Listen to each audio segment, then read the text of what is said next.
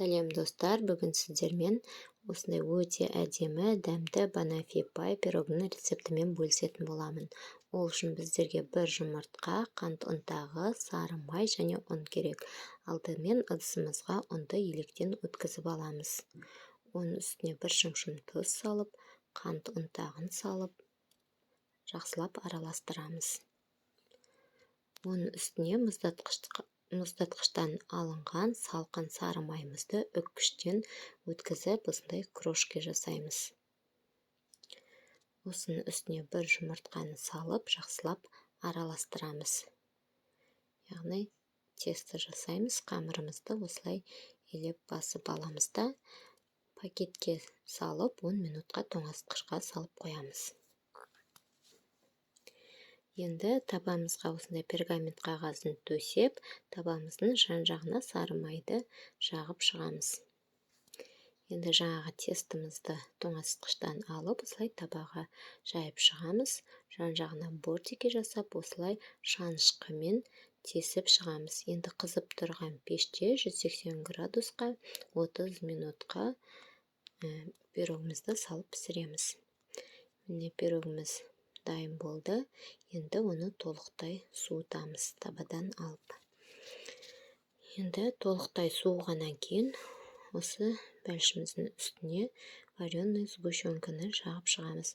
Вареный сгущенка осындай қою болу керек. Оның үстіне банандарымызды осылай көлденеңнен ұзыннан кесіп қойып шығамыз.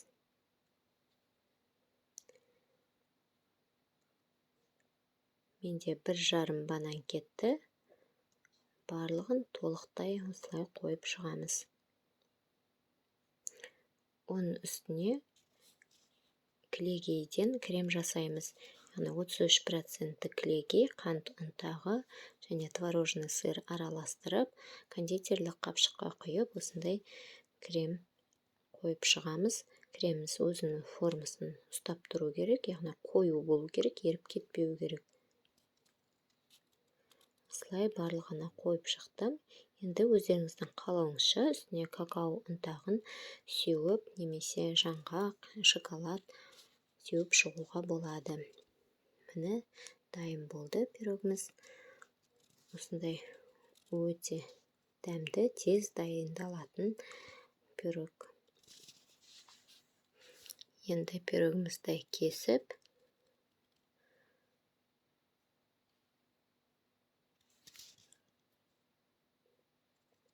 дәмін татып көреміз. Міне менде осындай өте жұмсақ, өте дәмді пирог шықты. Міне сіздер де жасап көріңіздер. Видео ұнаса, лайк басып, тіркеліп кетіңіздер.